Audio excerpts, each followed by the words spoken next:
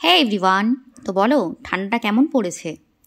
Well, আমার এখানে তো জমিয়ে ঠান্ডা পড়ে গেছে, তাই জমিয়ে একদম শীতের জামাকাপড় পরে বেরিয়ে পড়েছিলাম। যাচ্ছিলাম একটা বিশাল মলে। তোমরা ভালোভাবেই জানো, যারা আমাকে ডেইলি ফলো করো বা দেখো, যে প্রয়োজনের বেশিরভাগ জিনিসই আমি কিন্তু বিশাল মল থেকে নিই। তো বিশাল মলে যাওয়ার আগে একটুখানি দই ফুচকা খেতে ইচ্ছা করছিল। অবশ্য দই ফুচকা খাওয়ার আগে জল ফুচকাও খেয়ে নিয়েছিলাম। সো মনে যেহেতু হয়েছে তো খেয়ে নিয়েছিলাম। প্লাস সোমবার ছিল বা শনিবার ছিল, আমার খেয়াল নেই।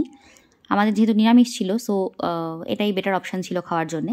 তো এই দেখো, বিশাল থেকে আমাদের কেনাকাটা করা হয়ে গেছে। আর এই ব্যাগটা বাড়ি থেকে নিয়ে গিয়েছিলাম, কারণ ওখানে আবার ব্যাগ কিনতে গেলে আলাদা করে প্রায় 10-12 টাকা দিতে হবে। সো বেকার টাকা নষ্ট করার কোনো দরকার হয় না। ফেরার পথে চলে গেছিলাম সন্দেশের কাছে। সন্দেশের সাথে কিছুক্ষণ টাইম স্পেন্ড করলাম। ওর মামার কোলে খেলছিল আর আমি এদিকে গরম গরম মিষ্টি খাচ্ছিলাম। সো আজকের জন্য এইটুকুই। পরের শর্টসে দেখা হচ্ছে। টাটা।